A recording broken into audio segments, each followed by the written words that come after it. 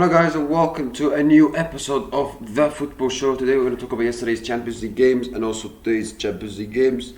Let's start with yesterday's Champions League games and talk about the games yesterday. So, Kairat against Real Madrid. Real Madrid win 5-2.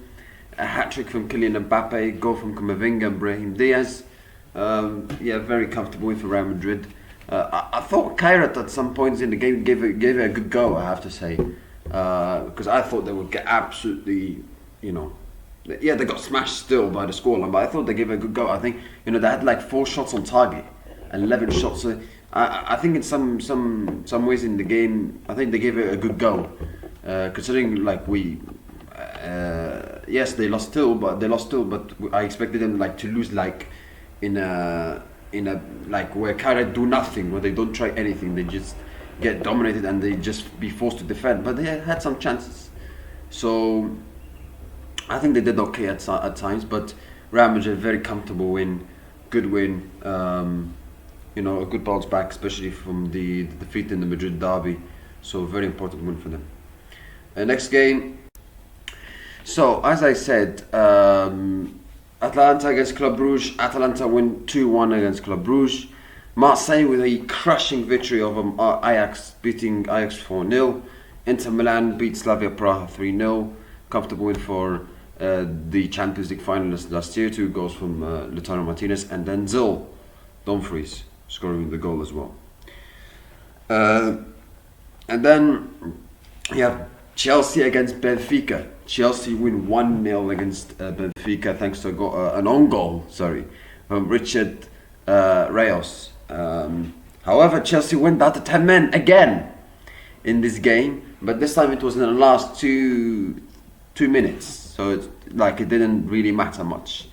So, but yeah, Chelsea love getting red cards, don't they? They love to make their life harder. And I don't think Chelsea were that great. It's about winning, and they got a bit lucky because it came from an own goal. And Chelsea, I don't think they played that well. I don't think they were that sensational. Garnacho didn't do much. You got players like João Pedro who got sent off. Estevao, who did okay, but not so much. Chelsea were not that great. Benfica, I thought that they did well in some periods of the game. I thought they played quite good. They just had a top quality striker, a player who can score the goals, if they had a Harry Kane or a Lewandowski or a top level striker, I think they could have they would have won this game, in my opinion, because I think they were better than Chelsea. It's quite unusual to see a Mourinho team not deserving to lose and playing better football than the other team. It's quite unusual, isn't it? But anyway, because we've known for Mourinho for years where he wins games, and he's not the better. For example, in games when he's managing Manchester United or Tottenham or Chelsea or Real Madrid or whatever, and they win games but they don't deserve it. The other team was better. This time it was the opposite. So funny how things change at times. But Benfica, I thought they played quite well. I think Mourinho got his tactics spot on. I think the players played quite well. If they just had a real striker, they could. I think they would have got something from this game. That's for sure. Chelsea, I don't think they played that really that well. They got the win, but it wasn't a good performance at all from them. And and Chelsea, they don't look like they when you look at Chelsea, they don't look like a top team. They defensively, they look disorganized. They look, out not in good shape, and the midfield is not so great. Going forward, Chelsea can be very, very good to watch, but defensively they're absolutely all over the place. So, but they got the win. That's the most important thing for Chelsea. Galatasaray beat Liverpool 1-0 thanks to a penalty from Victor Osimhen. And first of all, you have to give credit to Galatasaray. They deserve to win. They defended really well, and I thought the coach of Galatasaray, Ukenburg, he got his tactics spot on. I thought they defended fantastically well. The times when they went forward, they were very good. I think they used a similar tactic to Crystal Palace on Saturday, where it took one pass and they're through on goal and they have a chance. and that's how poor Liverpool were defensively and how disorganized they were. But we're going to talk about Liverpool later. But Galatasaray, I thought they played really well. They deserved to win. Defensively, they were very good. Going forward, they looked good as well. And Osman at times he fluffed his lines a bit, but he scored the goal, the winning goal for Galatasaray proved to be at the end.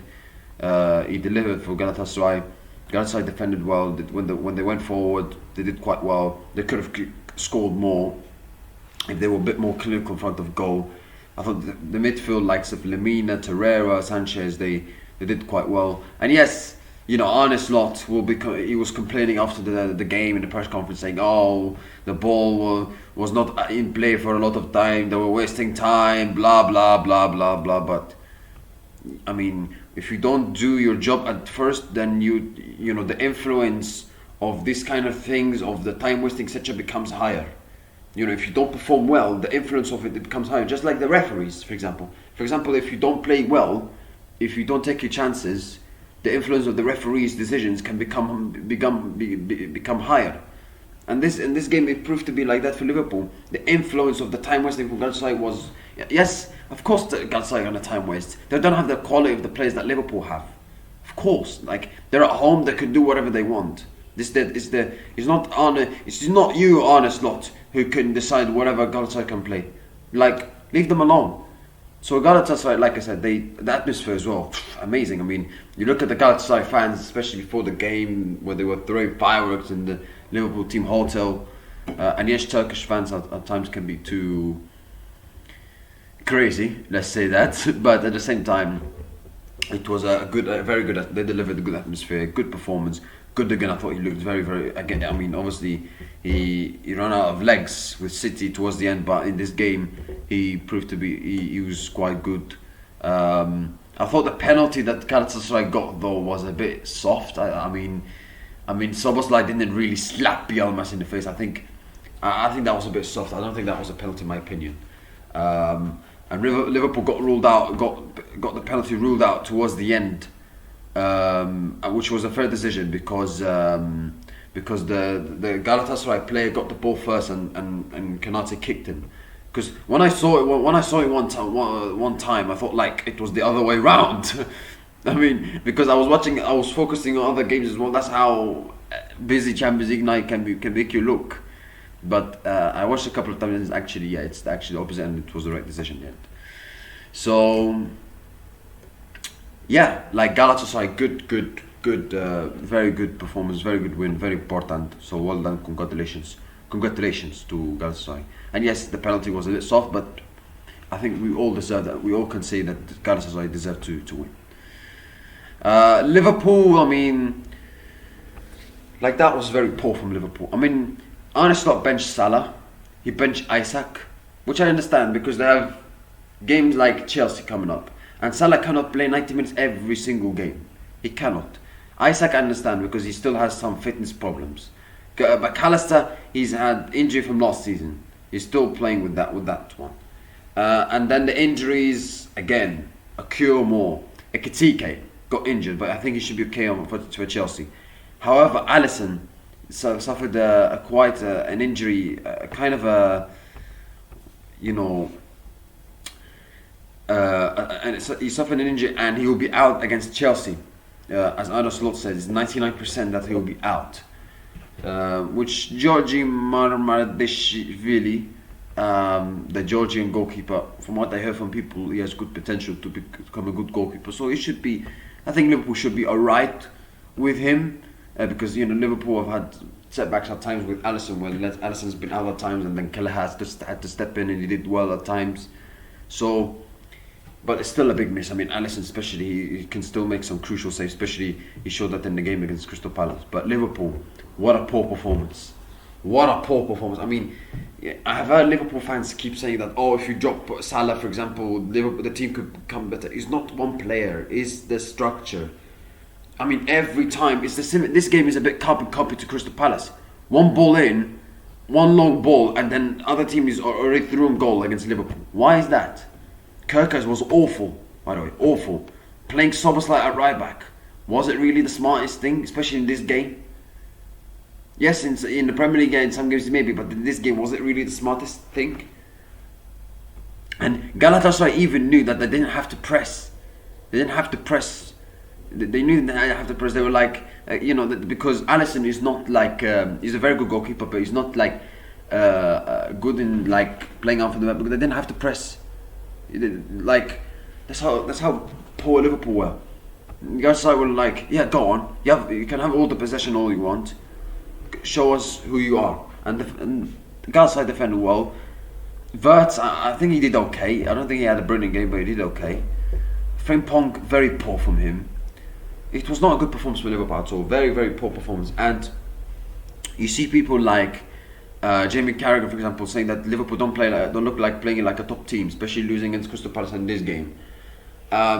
Listen, when they won all of the games before Crystal Palace, they won all of their games, and I was like, they starting the season is about getting the points. It's not about doing good performance. It's about getting the results, getting the points. And at some point in the season, Liverpool improved their performance.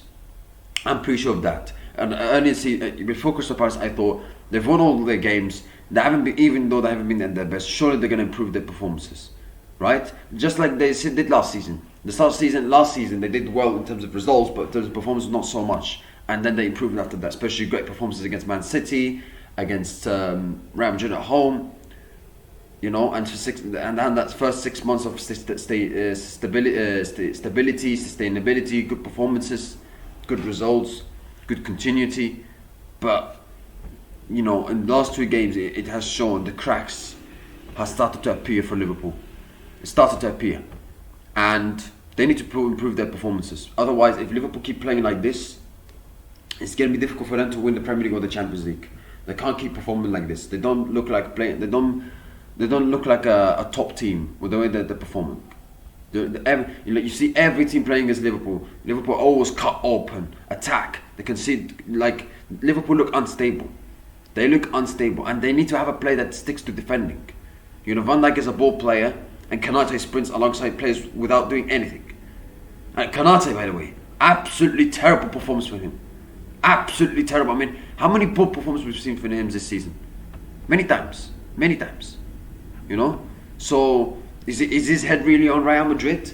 A bit like Trent, but they don't have Liverpool don't have other option, because they if you replace Kanate with Van Dijk, you have Joe Gomez, and Leone, the young guy they signed him, he's injured for over a year. And they could have signed Mark Gui, obviously in transfer window, but anyway, that's the past. So they have to prove their performance. And I'll tell you something, because we've seen people keep saying that when Liverpool were 5 points clear, okay, we're 5 points clear of Arsenal and 8 points clear of City before they lost to Crystal Palace.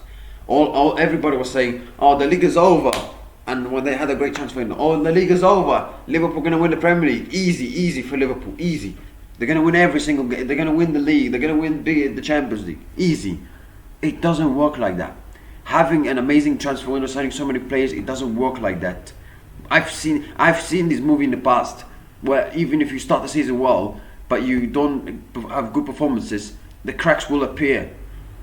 The eyes don't lie. What you see in your eyes, that doesn't lie. Like City last season, for example, they started the season quite well. They were top, I think, in October. But performances, that wasn't great, and it proved to be at the end, because they had a disastrous season. Real Madrid last season, similar thing. They won nothing, and they had a great chance for signing Mbappe, and we all thought, they just won the Champions League, they're going to win it again.